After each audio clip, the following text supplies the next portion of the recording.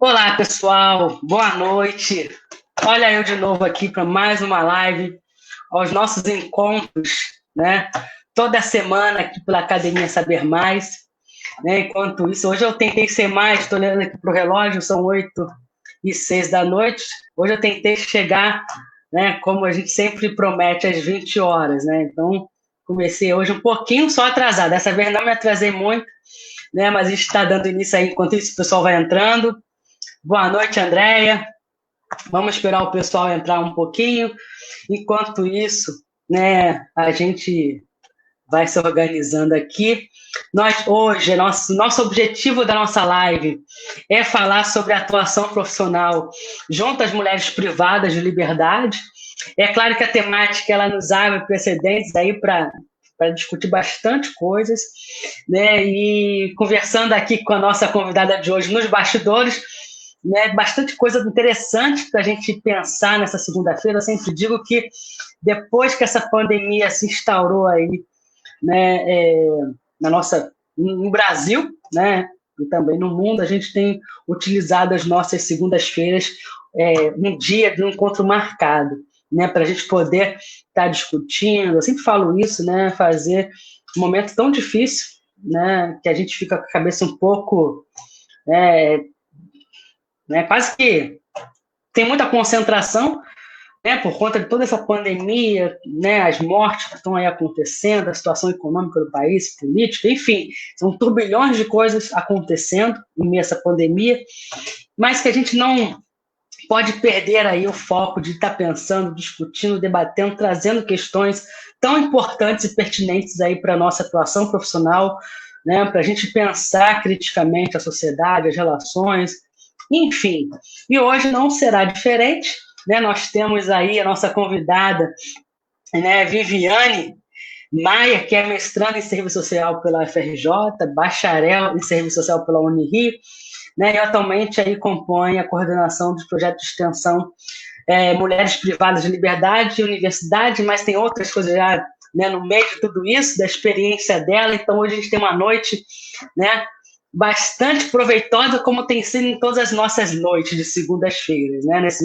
Eu falo que nesse mesmo bate-canal, né? Márcia Carmelita, minha aluna, está entrando, conseguiu entrar, estava falando para ela como é que ela entrava, como é que ela participava, a Natália, Carmen, sejam todas bem-vindas e bem-vindos, né? Temos aí o prazer, vou colocar na tela aqui a nossa convidada, né? Que de antemão quero agradecer, né, o convite, aí ter aceito o nosso convite. Eu sempre digo, Viviane, que como as segundas-feiras, para mim, especialmente, e para os relatos das minhas alunas, que não, Selma acabou de entrar, ela sempre fala, minhas segundas nunca mais foram as mesmas, né? Eu falei, nem de tudo, nem ruim a gente, né, de coisas ruins a gente vive, a gente também vive de coisas boas e de aprendizado. E eu sempre digo que vamos fazer desse momento de trabalho remoto, de estar em casa, de estar cumprindo o isolamento para quem pode, enfim, né, tomando as precauções à medida do possível para a gente não pegar esse corona aí. Então, eu falo que as segundas têm sido não só momentos de aprendizado, que é o principal, mas também de conhecer pessoas novas, né? Eu falo que toda segunda-feira eu conheço gente nova. Viviane está sendo mais uma, né? Eu queria, de público, agradecer a professora Lobélia, que também, né, fez essa ponte aí com a gente, indicando a Viviane. Então, eu queria agradecer publicamente aí a professora Lobélia Faceira, né, que também foi minha professora na graduação, e hoje tendo o prazer de conhecer, né, o trabalho da Viviane, mais esse espaço aí, né, socioocupacional, do assistente social, e da temática em si, que é o sócio-jurídico. Então, a gente tem aí, né, uma noite bastante proveitosa e agradável aí para a gente ampliar nossas mentes, nossas ideias, nossas compreensões aí de mundo. Seja muito bem-vinda, Viviane, né, ao nosso Diálogos com a Academia, e que vai ser um diálogo bastante interessante. Então, fique à vontade, se presente, né, fala um pouquinho para o nosso público quem você é, né, da onde você vem, já falei um pouquinho rapidamente, mas falar aí da sua experiência, da sua bagagem, depois a gente vai batendo nosso papo, né, e vai puxando aí as perguntas naquilo que você for falar, depois a gente vai aí ampliando o nosso debate. Os alunos podem aí, os nossos amigos que já estão entrando, podem deixar perguntas também. Enfim, momento mesmo da gente dialogar um pouquinho. Fique à vontade, Viviane. Seja bem-vinda mais uma vez, né? E se apresente aí para o nosso público, por favor. Certo, eu queria agradecer também o convite, né? Acho que é muito importante a gente fortalecer esses espaços para que seja possível oxigenar, né? Trazer coisas novas em um contexto em que está bem difícil a gente conseguir ter uma produção crítica, né? E que a conjuntura política não vem nos ajudando muito. Então, tentar falar um pouco sobre mim. Eu fiz a graduação em Serviço Social na Unirio, e a partir da graduação eu me aproximei dessa temática, né, sobre o sistema prisional. Eu fui extensionista e aí com o projeto de extensão passei a desenvolver atividades em uma unidade prisional, que é a Penitenciária Industrial Esmeraldino Bandeira, localizada em Bangu. E para além da extensão, eu também fiz pesquisa com a iniciação científica, por intermédio da FAPERJ. E tanto a extensão quanto a pesquisa foram supervisionados, né? Tive orientação da professora Lubélia, então uma queridíssima também, né? Deixar um abraço para ela aqui. E aí, durante, né, a graduação, meu TCC foi sobre as práticas culturais como possibilidade de resistência frente a esses processos de controle, domínio que são produzidos pela política criminal. E quando eu consegui iniciar no mestrado, o mestrado possibilitou a continuidade dessa pesquisa, né, o amadurecimento dessa temática, continuando a pensar as práticas culturais, apontando para a necessidade, né, de uma defesa, não só no campo teórico, mas no campo prático de urgência do abolicionismo penal como horizonte. E aí, a partir do mestrado, eu pude fazer parte do projeto de extensão, que se chama Mulheres Privadas de Liberdade e Universidade, que acontece na Escola de Serviço Social da FRJ, coordenado por outras professoras de lá, que é a Fernanda Kidulfi e a professora Josefina, junto também com a Mariana, uma parceira minha do mestrado. E aí esse projeto ele vem desenvolvendo atividades com adolescentes privados de liberdade.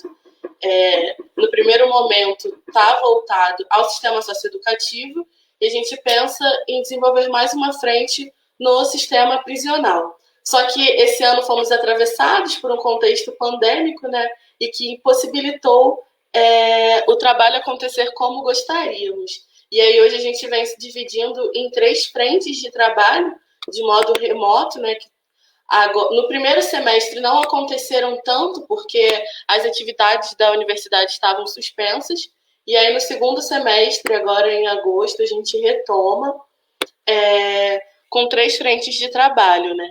Uma dessas frentes é a realização de grupo de estudos com as estudantes da graduação. A segunda frente vai ser a execução do nosso curso, que deveria ter começado no primeiro semestre, né, que é voltado para pessoas interessadas, não só estudantes da FRJ, mas pessoas diversas interessadas na temática, que se chama Estado, Questão Penal e Trabalho Profissional. E a terceira frente é um apoio técnico profissional a um trabalho que vem sendo desenvolvido pela Frente Estadual pelo Desencarceramento, junto ao Mecanismo de Combate e Prevenção à Tortura. E aí esse trabalho ele funciona por intermédio de uma plataforma, que é Desencarcera, que recebe denúncias de violência e violação de direitos durante a pandemia. E aí eu acho que isso é um pouco sobre Viviane, né, sobre essa aproximação com a temática prisional. Eu acho que é importante já ressaltar, né, nessa introdução, falando sobre o sistema prisional, e aí já trazendo alguns elementos para o debate, é que quando a gente pensa, né, nesse contexto de encarceramento em massa, a gente precisa considerar algumas coisas, né? Como a lei de drogas, que vem aí atualizando o que a gente já teve lá atrás, que foi a antiga lei da vadiagem, né, que aprisionava pessoas que estavam nas ruas, principalmente após o fim da escravidão, né, muitas práticas culturais eram criminalizadas, ainda são até hoje, mas naquele momento, por exemplo, a capoeira foi muito criminalizada, né? As pessoas eram levadas à delegacia, era visto como caso de polícia, e para além dessa lei de drogas, que hoje alavanca esse encarceramento em massa, a gente também tem mecanismos de segurança pública que não são eficientes, né? Que não dão conta de uma política de segurança adequada.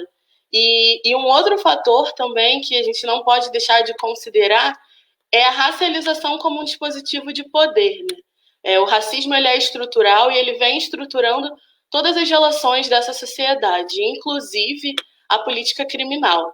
Então, a gente está falando de uma galera que tem cor, que tem classe, que tem um território específico. E a gente precisa considerar isso quando a gente fala sobre a privação de liberdade, né? Essa política criminal ela é muito seletiva. E é como se nesse universo de políticas públicas, para a classe trabalhadora, a saúde, acessar a educação, não temos vaga. Mas dependendo da dinâmica social para a classe trabalhadora, a política criminal, né, por intermédio da prisão, ainda que esteja lotada, para as frações mais abastadas dessa classe, nunca é negado o espaço, né, ainda que ele não exista.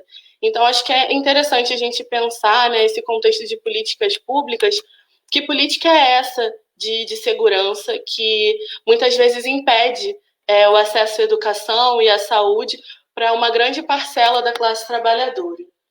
E aí, assim, não sei se já temos perguntas, professora Vanessa. Eu vou começar minhas perguntas, já estou aqui polvorosa.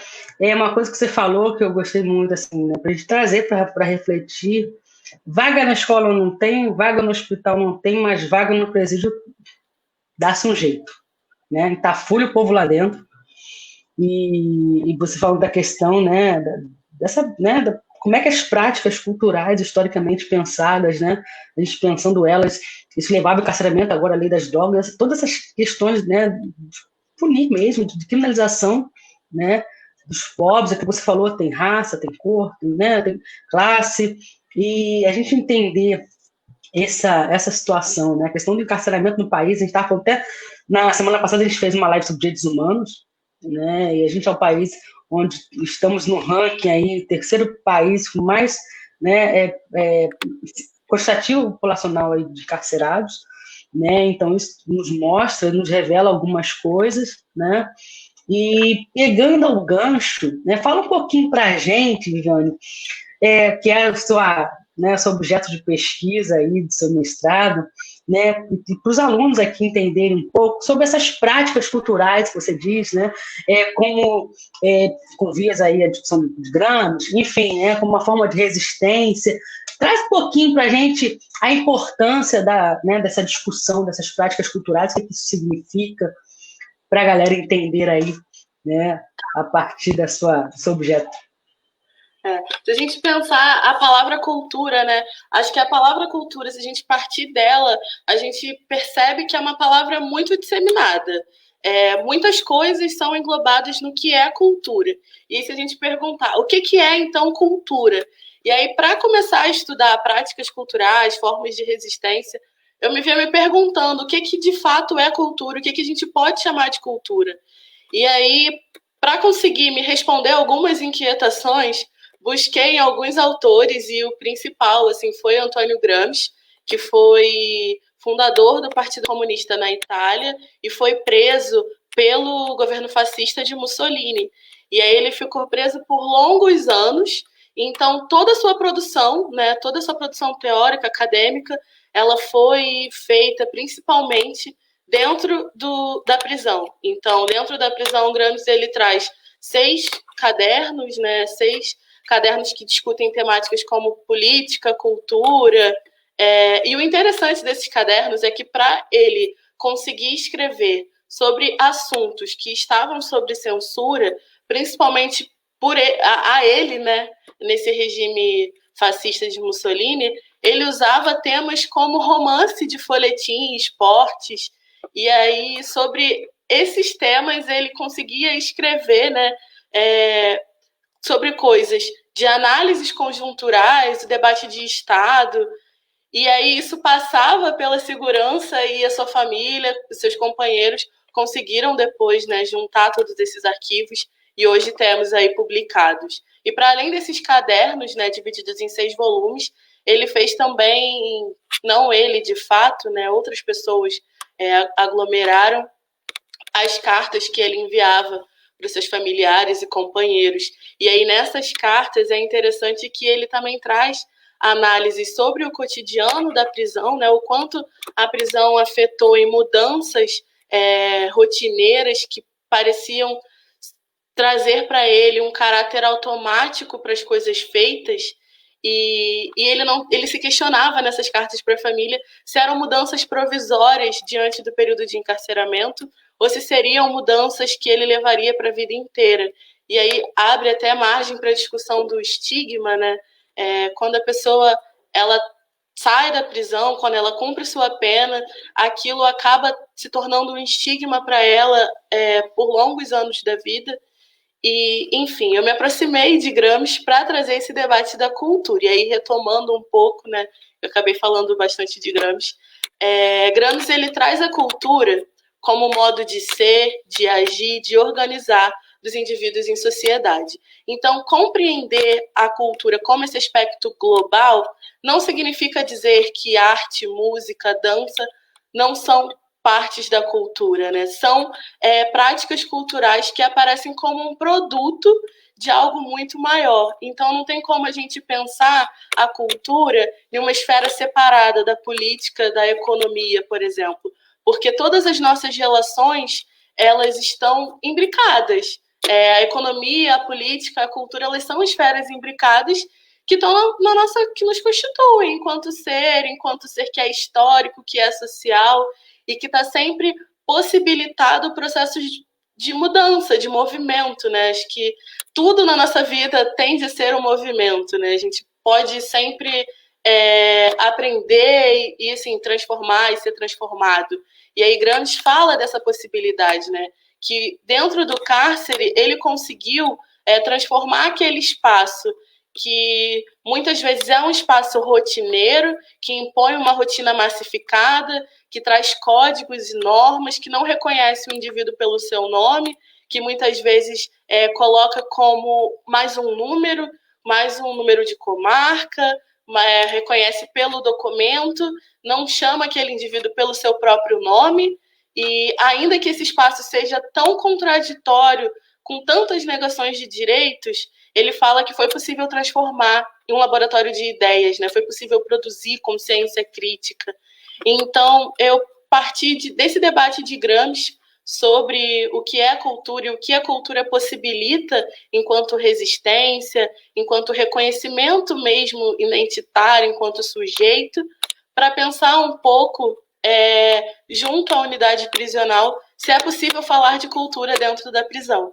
E aí, para me responder essa pergunta, quando eu estava na graduação, eu entrevistei 10 presos que, na época, faziam parte, isso aconteceu em 2016, né, só para sinalizar aqui o período, que faziam parte de projetos culturais, também frequentavam a escola e faziam parte de oficinas de trabalho dentro da unidade prisional.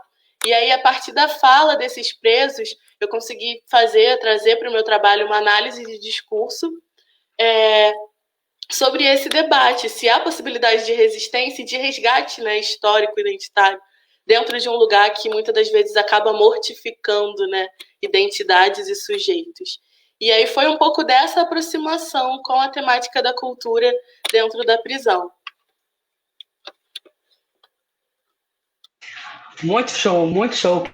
Quem quiser, né, debruçar aí, quem quiser saber mais, né, eu sempre digo, Viviane, para os nossos ouvintes, para os nossos alunos, né, como a gente tem um tempo muito curto nas lives, né, a gente não pode não tem como aprofundar muita coisa, dicas de textos, de livros, alguma coisa, né, para a galera quiser, né, se a galera quiser, né, ler mais, se aprofundar, né, você pode depois entrar na nossa página, Viviane, e responder os alunos lá, de repente, né, dando algumas ideias, a gente fala isso, né, e pensando, né, a nossa temática também de hoje, a gente sabe que o sistema prisional ele não é um sistema pensado para mulheres, muito menos trans, né, travestis, enfim.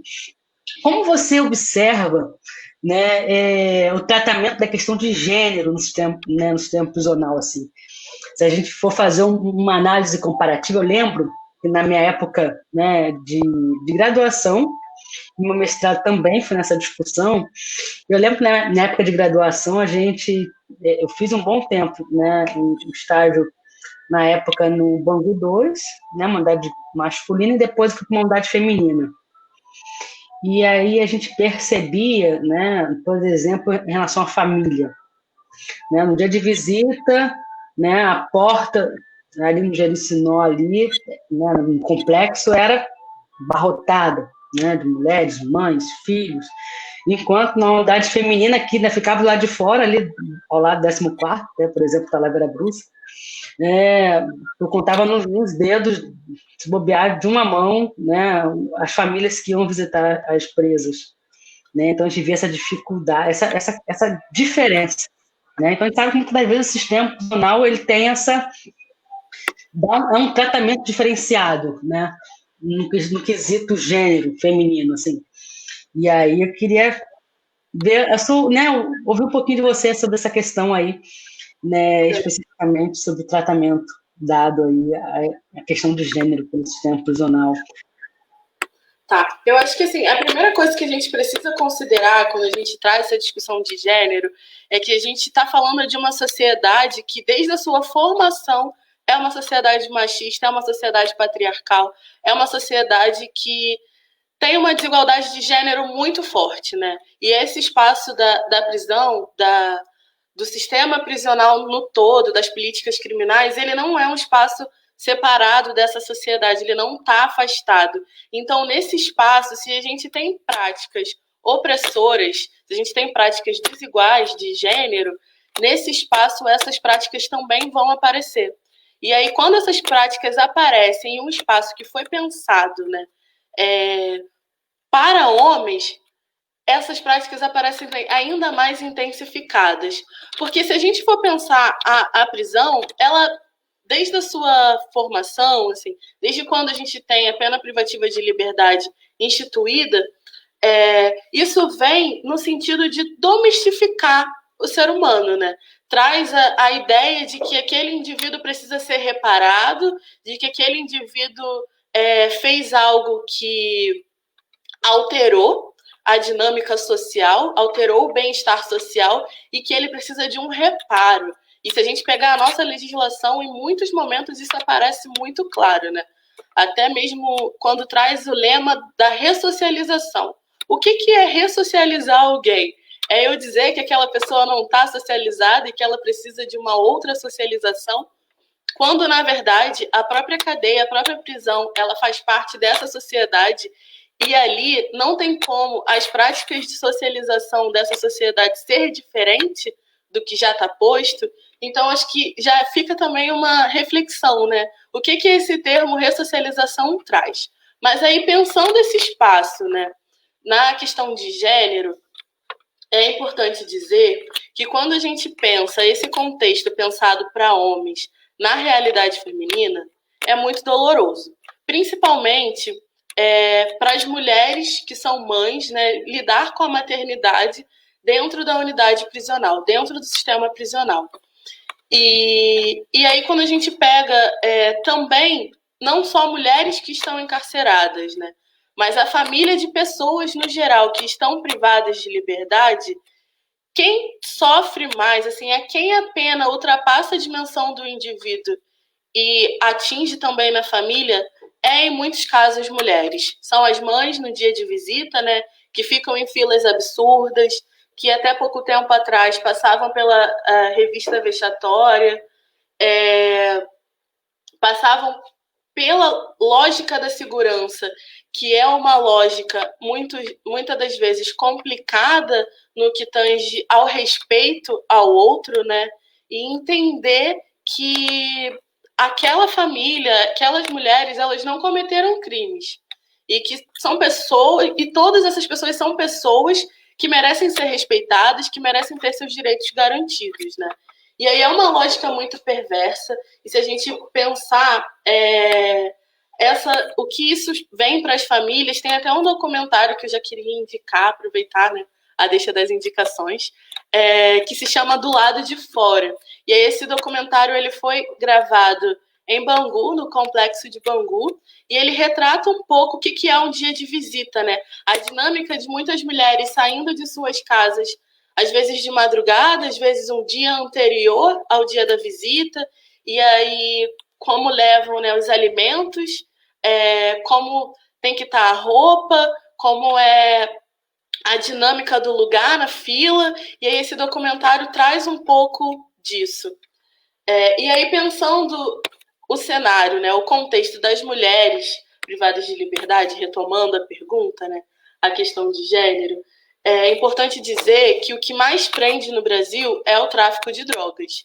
Mas é importante dizer, antes disso, que quem dita a prisão por tráfico é a própria polícia. Porque a prisão ela é feita, né, muitas das vezes em flagrante, e aí quem é que diz o que pode ser considerado como traficante e como usuário? Muitas das vezes é uma abordagem policial, e aí a gente entende que, né, essa vulnerabilidade, muitas das vezes, da questão social, dessas expressões da questão social, ela está relacionada ao quem é vulnerável para a abordagem policial, né? Se aquela pessoa está ali e ela é vulnerável, né, para aquela abordagem, ela pode ser lida pela polícia como traficante ou como usuário. E aí a gente percebe a questão da classe, a questão do gênero, a questão da cor, a questão da raça, né? E aí hoje, segundo os dados do Infopen, que foi o levantamento feito em dezembro de 2019, o Brasil ele vem como o quarto país que mais prende mulheres. Então, a gente tem em torno de 45 mil mulheres presas. E o que mais prende essas mulheres é o tráfico de drogas, né? E aí há uma criminalização de um tipo específico de mulheres, que são mulheres negras, pobres, jovens, de baixa escolaridade, solteira ou que tem no mínimo um filho. E aí é importante a gente pensar também essa questão da maternidade, como eu tinha dito, porque dentre essas mulheres que estão presas, 74% são mães. E se a gente pensar os homens, apenas 47% têm filhos ou filhas. E aí os dados do Infopen, eles apresentam também que 536 mulheres são gestantes e tem 350 lactantes presas no país, isso em dezembro de 2019. Ou seja, tem um grande quantitativo de mulheres, né, em condição de gestação ou de condição de aleitamento materno. E aí, as unidades prisionais são adequadas para isso? Não são. Não são adequadas para isso. Mais da metade estão em unidades que não possuem cela adequada à sua condição, e somente 14% das nossas unidades femininas ou mistas possuem um centro de referência materno-infantil ou berçário, né, para que as mulheres possam permanecer com seus bebês após o nascimento. E isso é muito complicado, muito perverso, principalmente quando a gente pensa em um contexto de pandemia. Um contexto de pandemia onde a visita não está sendo permitida desde março. Então, as pessoas estão cada vez mais solitárias nesse espaço, né?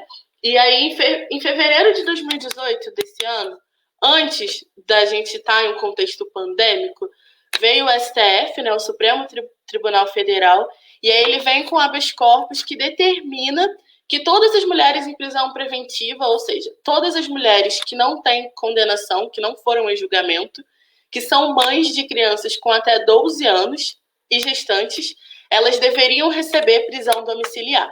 Isso não aconteceu. E aí a gente vem em março com o começo da pandemia.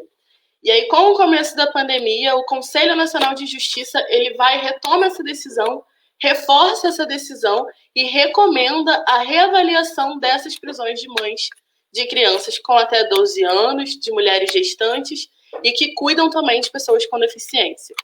E aí essa medida ela vem motivada, né, pelo coronavírus e volta a decisão do STF para os casos de prisão preventiva, né, que não tem condenação. E aí, no começo dessa pandemia, nós tínhamos ao menos, até 25 de maio, até 25 de maio nós tínhamos ao menos 310 casos suspeitos, 429 confirmados e 20 mortes no sistema carcerário. Esse levantamento ele não está aqui distinguindo gênero, mas segundo a Defensoria Pública aqui do Rio de Janeiro, 31 mulheres grávidas e lactantes estavam presas no início da pandemia. E aí esse número desceu para 4%, para 4 mulheres durante a pandemia. Só que agora ele volta a subir. E hoje a gente já tem 10 mulheres presas no estado.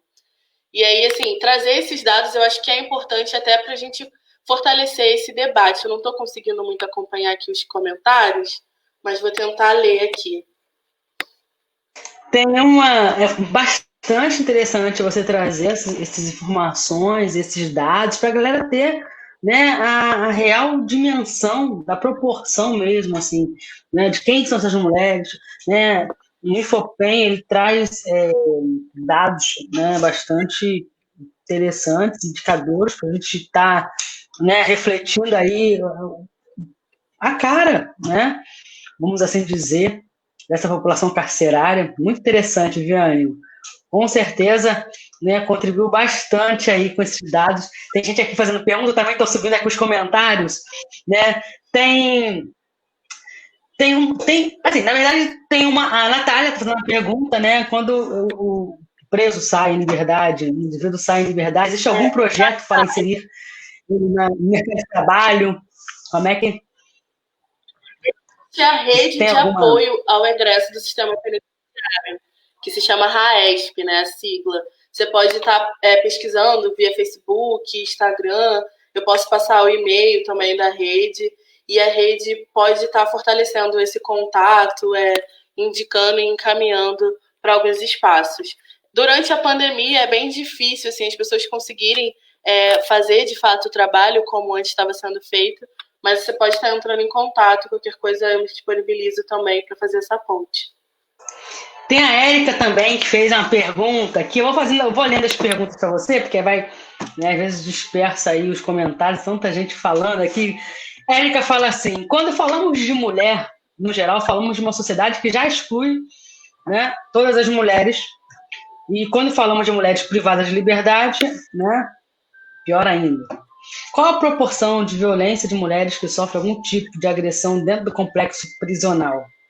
Aí são dados muito ela quer saber a questão, né, do tipo de agressão. Que isso... Isso que a Erika coloca sobre esse tipo de agressão, eu não sei dizer quantificar, né, como que está se dando essa agressão. Mas eu te digo que há agressão, seja ela física, emocional, psicológica e todas as outras formas que a violência ela acontece e é corroborada nesse espaço. Acho que principalmente porque quando a gente fala de gênero e punição, os sistemas punitivos, eles são estabelecidos na violação de direitos humanos, né? Isso é intensificado. E aí, se as mulheres elas já são, de alguma forma, violadas pelas normas sociais desse padrão capitalista em que a gente vive, né? Esse padrão desigual, em que todas as nossas relações sociais são perpassadas, e enquanto mulher, eu acho que a gente consegue identificar isso, ainda que isso seja muito naturalizado. É importante a gente perceber que a naturalização da experiência masculina nesse espaço, ela é um marcador. E esse marcador sinaliza essa lógica de dominação que opera nas relações de gênero, né? E é muita violência. Tem uma pergunta aqui, já estou começando a ler todas, né? O Washington faz uma pergunta, né? Eu gostaria de saber como é lidar com mulheres detentas, no sentido, né, elas e seus traumas, depressões, né, os seus traumas, suas depressões, culpas, humilhações, indignação, impotência, revolta. Como melhorar a autoestima delas? Bom, eu acho que é importante a gente entender que estamos lidando com pessoas, né? Estamos lidando com pessoas, e lidar com pessoas é lidar com traumas, depressões, culpas, humilhações e todas as outras particularidades que nos formam enquanto sujeitos, sejam na privação de liberdade ou não, pois lidar com pessoas, todas essas coisas aparecem, né? Porque essas coisas estão aqui na dinâmica das nossas relações. Então, eu acho que a relação de melhorar a autoestima, eu acho que isso vai muito do diálogo. Entender que o diálogo, fortalecer sujeitos, pessoas, enquanto pessoas que são históricas, pessoas que podem, sabe, se reconhecer enquanto autores da sua própria história, isso é muito importante. Deixa eu aparecer de novo aqui. Eu sempre brinco, né? Eu e minha jogada de câmeras, né? Que aí nunca consigo fazer. Tem uma outra pergunta também do Austin, né? Qual o preparo que você acha, né, que o assistente social precisa ter para atuar no sistema prisional? Bom, eu acho que, primeiro, enquanto assistente social, a gente precisa reconhecer que, enquanto pessoa, estamos lidando com nossos limites, com as nossas possibilidades. No serviço social tem muito isso, né? Eu brinco muito com as minhas amigas que tudo no serviço social é limites e possibilidades. 2 pontos, limites e possibilidades. Mas eu acho que para essa pergunta é basicamente isso, a gente reconhecer os nossos limites, as nossas possibilidades, entender que também somos pessoas que choramos, sorrimos, brincamos, comemos. Então, entender qual o nosso limite é importante, né? E em relação ao preparo, eu acho que, primeiro de tudo, é entender que aquele espaço é um espaço de atuação profissional como qualquer outro espaço. E que se a gente tem esse norte, né, da importância, reconhecer a importância do nosso compromisso com o nosso projeto ético-político, compromisso, né, com esses princípios que norteiam a nossa profissão, é o primeiro passo, eu acho que o mais importante para a atuação profissional em qualquer espaço, principalmente no sistema prisional, quando a gente está lidando, de fato, com uma violação de direitos humanos ainda mais dilacerada na vida dessas pessoas. É muito complicado, né? Assim, trabalhar, eu falo que assim, trabalhar no sistema prisional, uma unidade feminina, né? Eu digo isso, né, pelo tempo que eu tive lá, e que assim, é muito complicado essa questão que o Austin pontuou, né? Da questão da autoestima delas, né? A condição, né? Tem a Selma que perguntou, falou alguma coisa, né? Tá aqui por aqui. As mulheres que são presas muitas das vezes por levar drogas para os seus companheiros numa unidade prisional e, né, nisso ficar detida ali, né? Já teve casos de mães levarem crianças dentro do sapato das crianças terem drogas, enfim, né? Essa questão da dependência que a mulher tem, né, econômica, emocionalmente, dos seus companheiros, né? E enfim, o papel dessa mulher que essa mulher desempenha, né? É aquilo que você falou, né?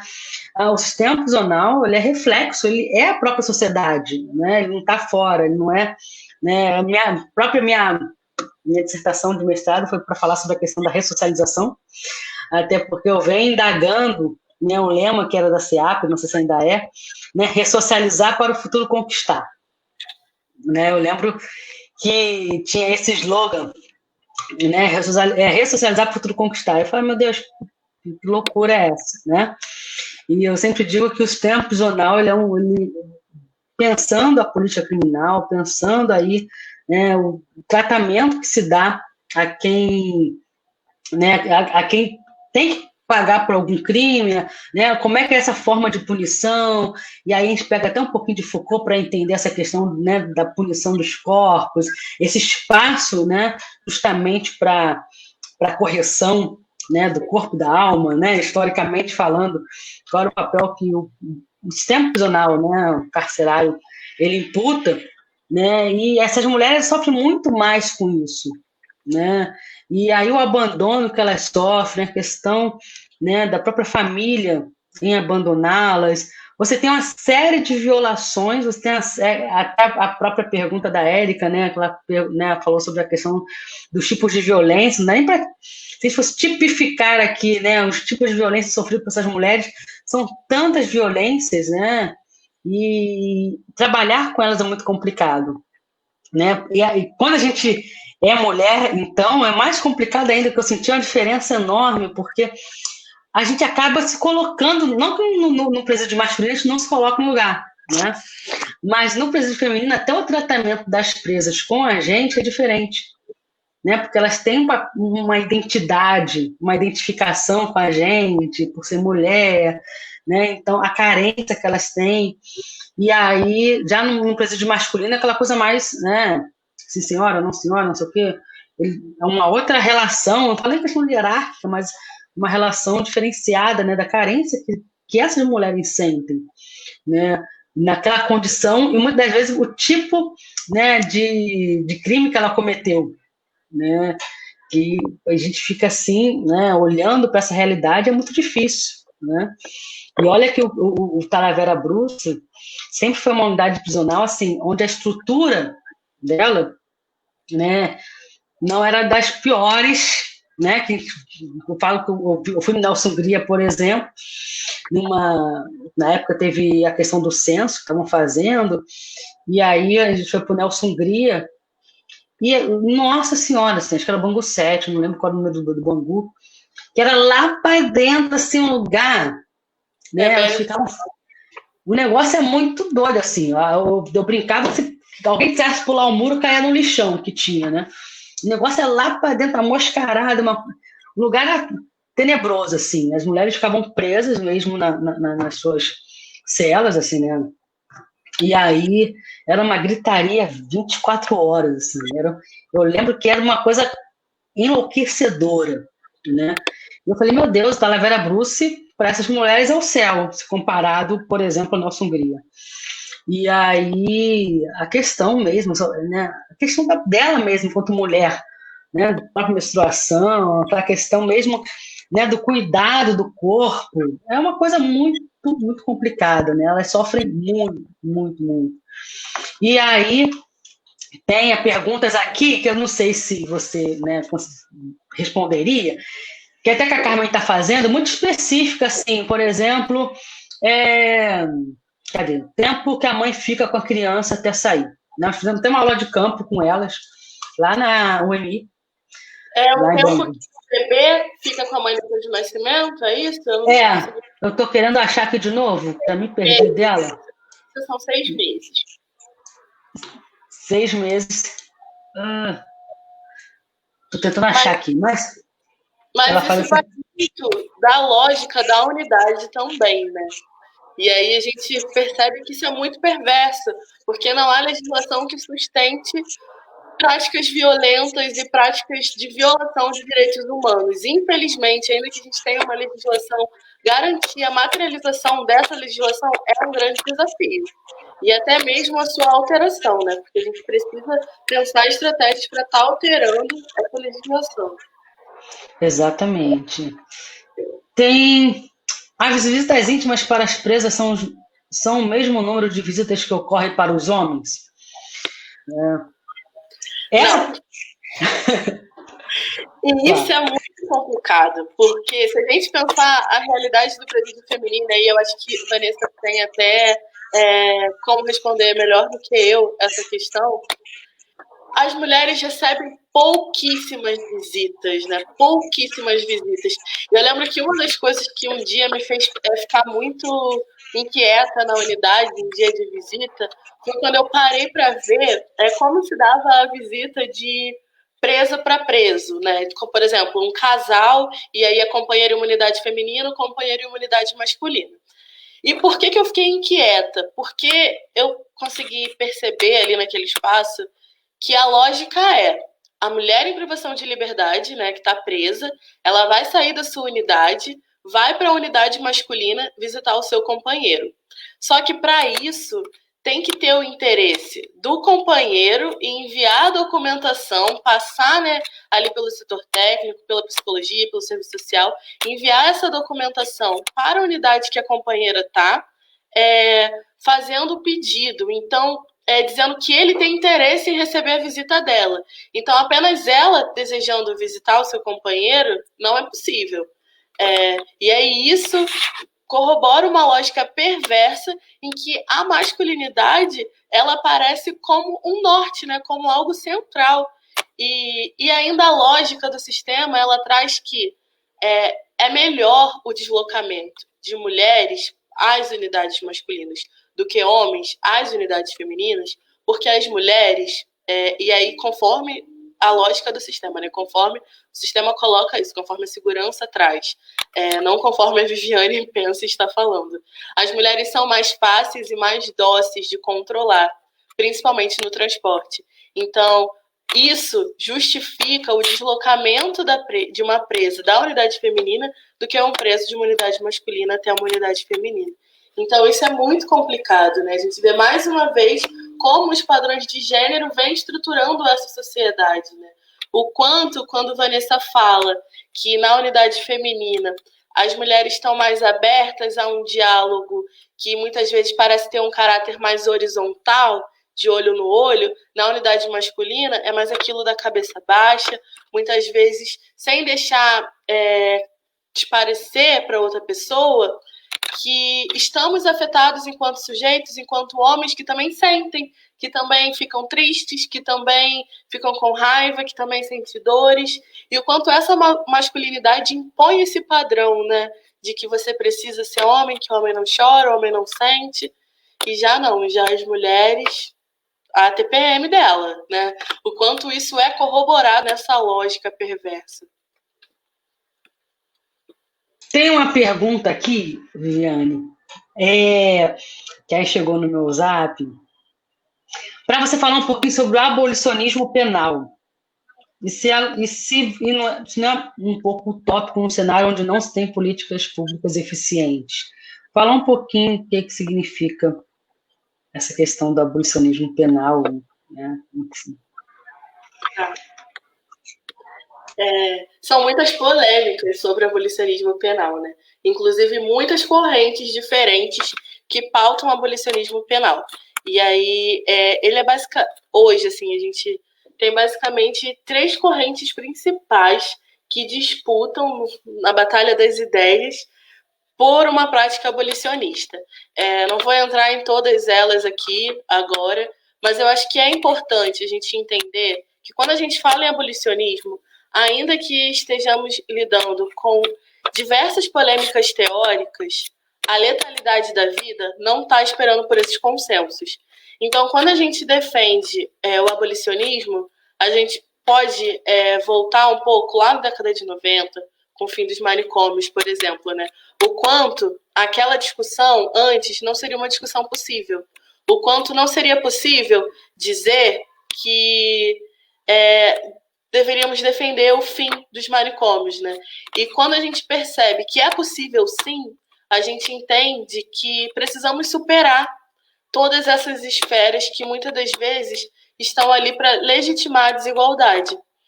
Quando a gente fala em abolicionismo, ainda com todas as complicações teóricas, eu acho que é interessante compreender que enquanto a gente só estiver reformando o sistema prisional, a gente vai continuar reformando racismo, a gente vai continuar reformando machismo, a gente vai continuar reformando a manutenção da pena privativa de liberdade.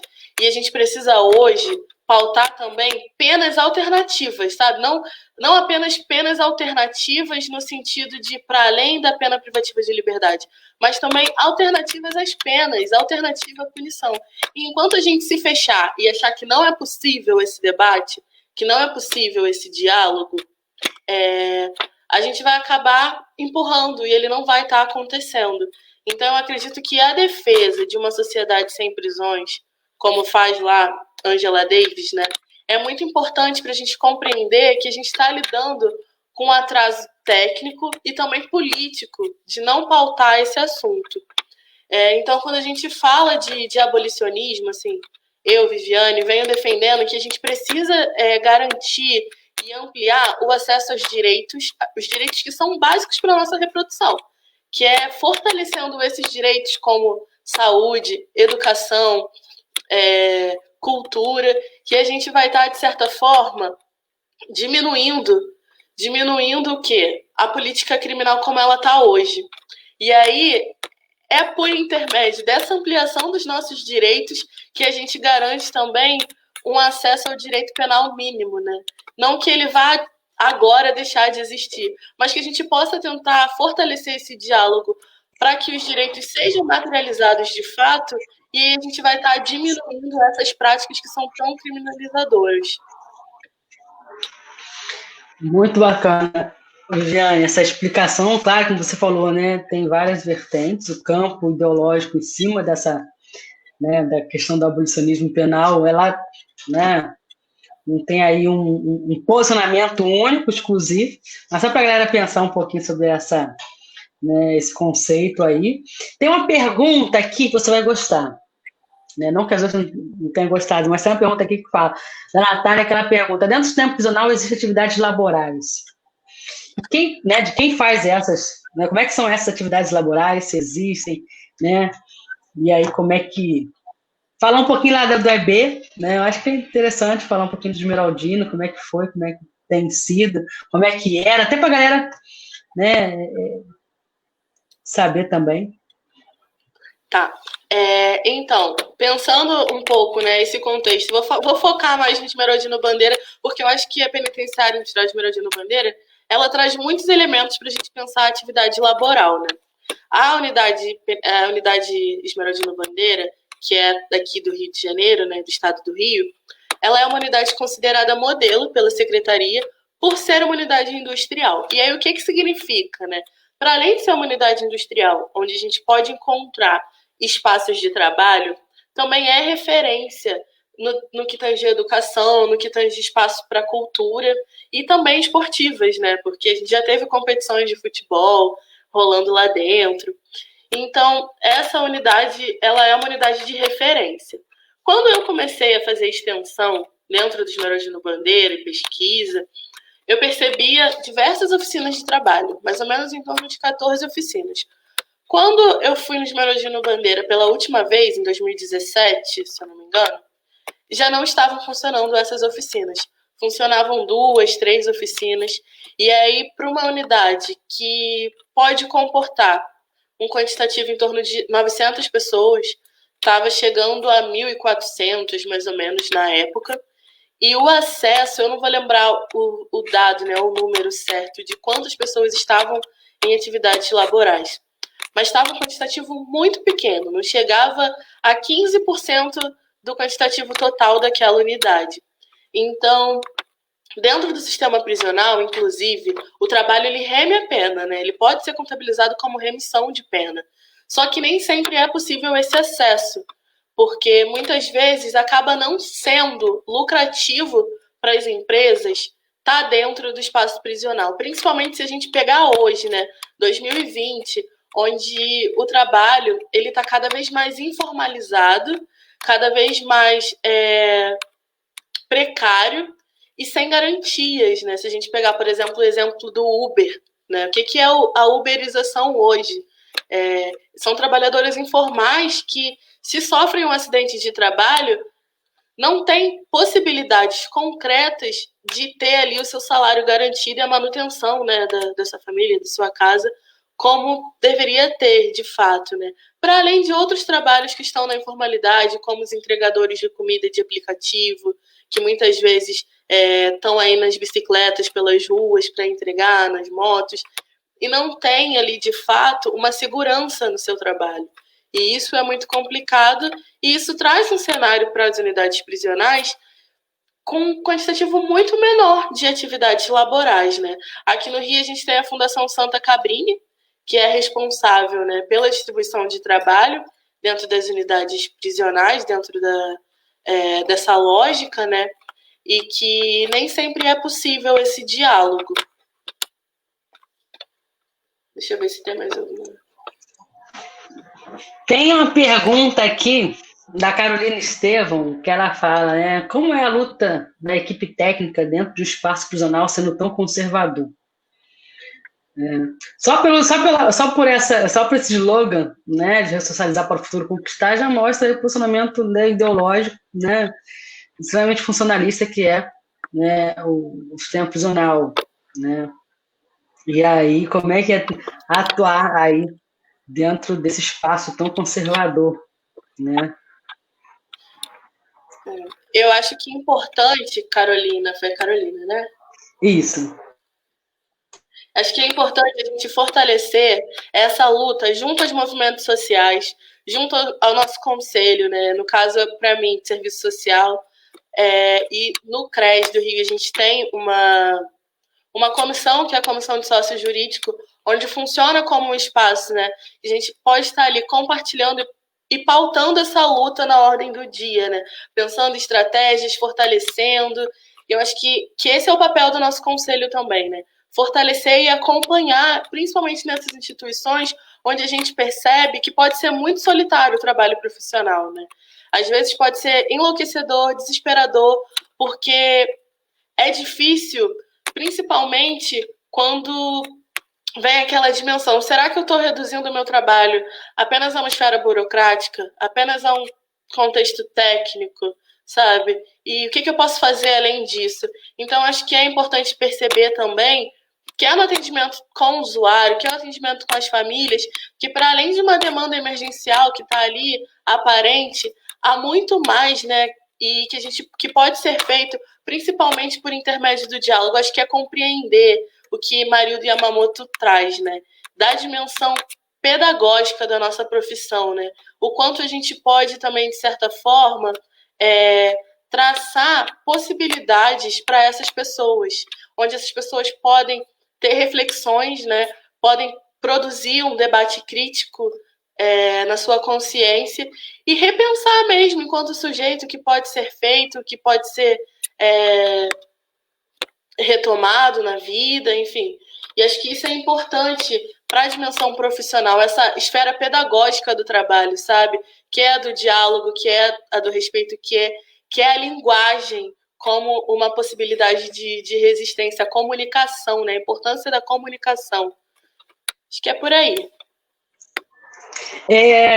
Tem uma pergunta aqui, né, da Yasmin, posso até responder, ela pode até trocar junto, que ela, né, a assistente social consegue dar conta de todas as presas? Não. É impossível, né?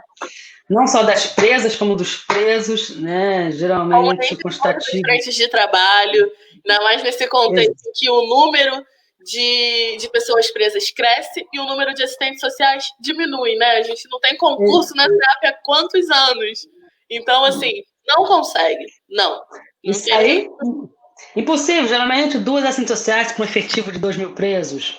E agora, a unidade até que nem assistente social tem, que vem funcionando por forma de mutirão, que outras assistentes sociais se deslocam para aquela unidade para fazer mutirão, exame criminológico, dos outros atendimentos. Então, não. Né? Isso aí, né? Isso tudo eu falo que tudo é um projeto, né? Desgoverno, enfim, dá atenção mesmo. Né? E ela continua a pergunta: gostaria de saber se tem muita sobrecarga de trabalho ocasionando interferência na qualidade de serviço. Sim, aí uma pergunta responde a outra, né? Isso aí serve para assistentes sociais, que não temos o suficiente, assim serve para psiquiatras, serve para psicólogos, a equipe técnica, né? Porque tem psiquiatra, por exemplo, que atende 2, 3 unidades prisionais, né? Então, assim, e aí, né, a sobrecarga, ela né, é explícita isso, né, essa dificuldade. Natália, a gente já está caminhando para o fim da nossa live, eu estou aqui vendo as perguntas, passa muito rápido, já tem 1 hora, né, vai fazer 1 hora de live, eu falo, ninguém acredita. Outro dia.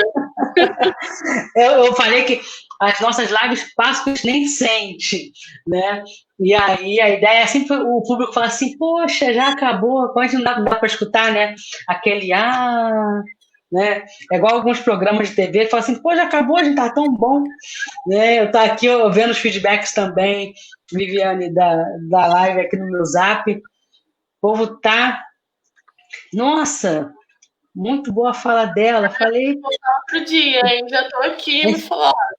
A gente já tá aqui eu tô aqui com várias ideias na cabeça, mas só depois no bastidores para falar contigo, né? Tem uma pergunta aqui da Natália que ela fala: as relações homossexuais nas prisões femininas são maiores do que nas prisões masculinas? São dados que a gente não... Né? mensura muito, assim, pelo menos eu nunca parei para mensurar, né? É claro que na relação... E essa questão não aparece nem nos levantamentos, né? Então, assim, não tem como trazer esse quantitativo mesmo. Teve um até perguntou a relação, né? Ieda perguntou se existe algum caso de competição de poder entre elas, tipo uma querer mandar mais que a outra, né? Olha, isso a gente também não tem dados, mas eu acredito que exista, né? Porque a gente está lidando em um sistema que é muito competitivo. A gente lida em uma lógica de mercado que é sempre competitiva. E esse espaço ele não está fora dessa sociedade, né? Não é um espaço separado. Então, a reprodução dessa lógica de competição liberal, desse mercado, ela vai existir ali dentro também. Então, acho que isso sim existe. Tem até uma pergunta eu estou subindo aqui, ver se eu não esqueci de ninguém, né? Tem até uma pergunta aqui do Austin também, novamente, que ele aquela discussão, né, do caso da ex-mulher ou da mulher, não sei mais, do governador, ex-governador Sérgio Cabral, da Adriana Anselmo, né, que teve lá a sua liberdade por conta dos filhos, né, e aquilo, né, fez valer para ela, né, o que o STF decidiu, e para as mulheres pobres, né, de favela, isso aí não foi cumprido, né, e fica claro que a questão de classe, né, mais uma vez, porque a justiça não é cega, eu não acredito numa justiça cega, né, por mais que tenha lá a imagem, né, da justiça com as vendas nos olhos, onde ali não tem, teoricamente, né, uma distinção de classe, né, mas a gente sabe que tem. A gente sabe que tem, isso aí, né, enfim. E aí ele faz só essa indagação. Eu acho que é ok ela receber, porque é um direito. Só que não é ok que só ela receba, né? É um direito que deve ser garantido para todas as outras mulheres, e não só para ela, né? Então não é aqui o nosso papel questionar ou julgar por ela ter recebido, mas sim questionar para que outras mulheres possam receber também, né? Então acho que é ali ter o nosso compromisso, né? Reafirmar o nosso compromisso de estar levantando a nossa voz e dizer, olha, e aí em todos os espaços que esse debate aparecer, olha, é um direito dela, mas é um direito de todas as outras mulheres também que precisa ser garantido. Então, a gente precisa lutar por isso, a gente precisa gritar, né, usar a nossa voz para isso também. Acho que é por aí. Tem uma pergunta também, o Washington tá danado aqui, né? E ele fala, né, que tem 21 médicos ginecologistas em todo o Brasil, um médico para cada 1.720 detentas, né? Dados que ele pegou aí da internet. E porque não quer, porque não querem trabalhar, ou, acho que subiu aqui, com detentas ou é vedado o tratamento. Na questão, eu posso até também ajudar a responder isso, né? Uma coisa, né, por exemplo, Médicos Sem Fronteiras. Lembra dessa questão dos Médicos Sem Fronteiras, os cubanos que vieram para cá, depois daquela confusão, volta.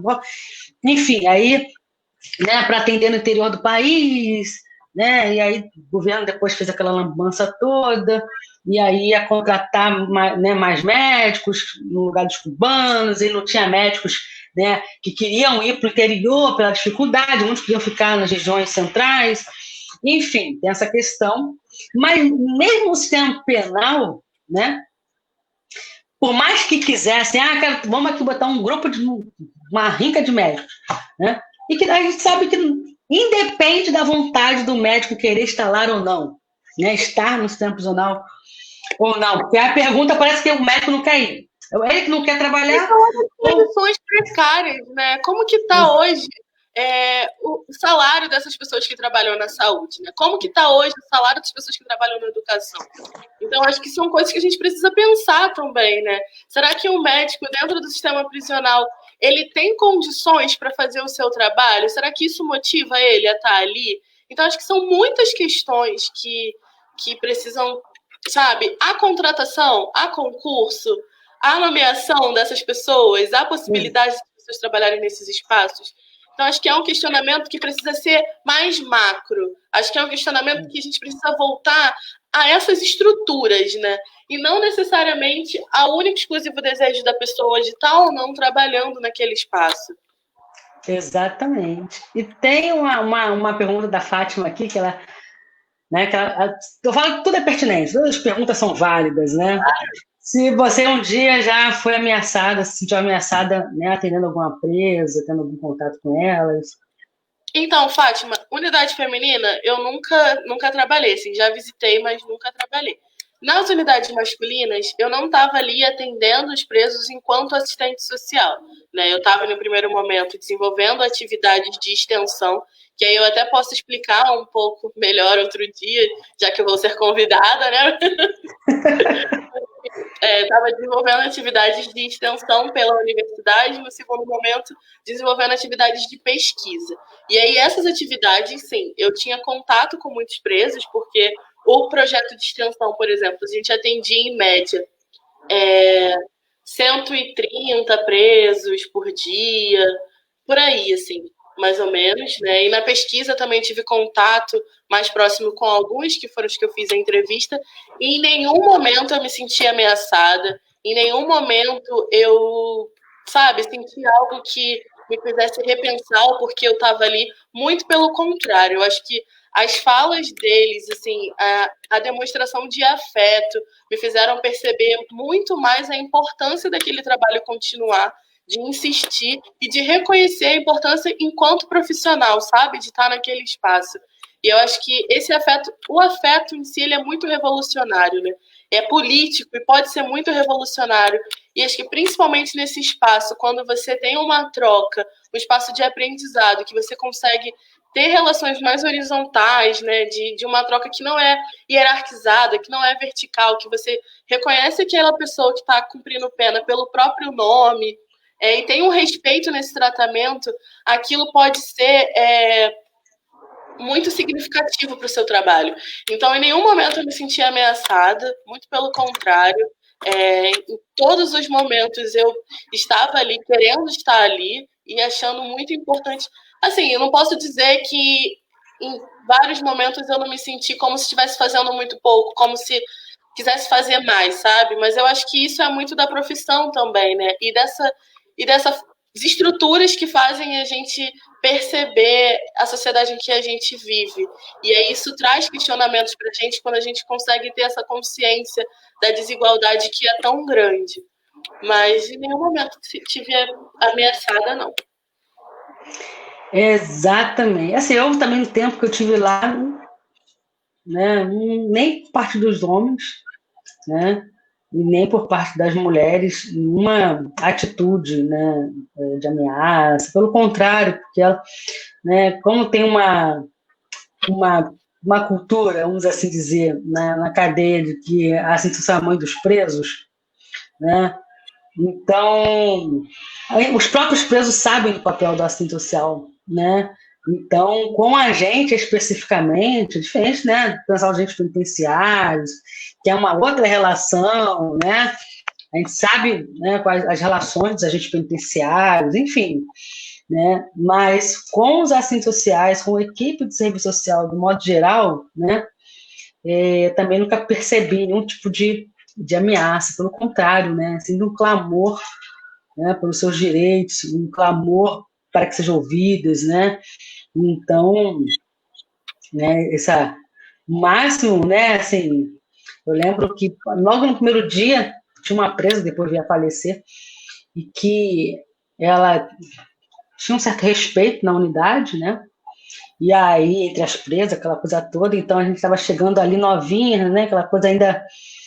E aí ela veio, fez questão de ir lá no serviço social para dar um oi pra gente, né?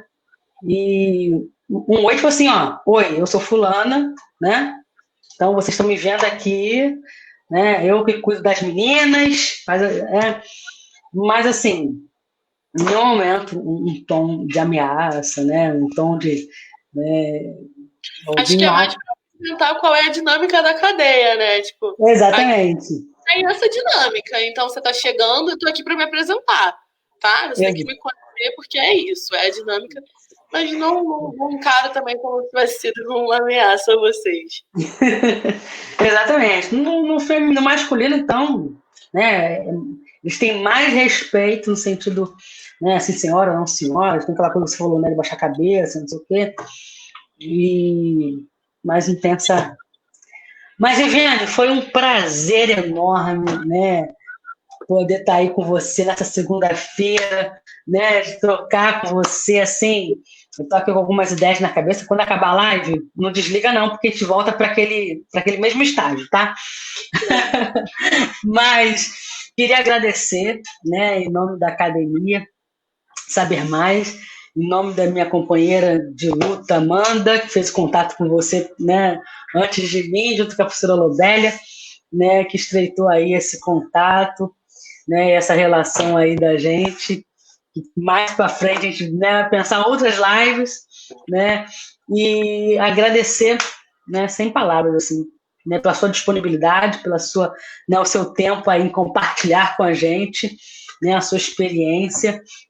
Muito obrigada a todos que estavam aqui com a gente, né, Fátima, Selma, tá aqui do Cineia, né? E a live fica sempre gravada no Facebook e a gente pega também, coloca no YouTube para o povo também assistir, né? Quem não pôde assistir, alguma questão, né?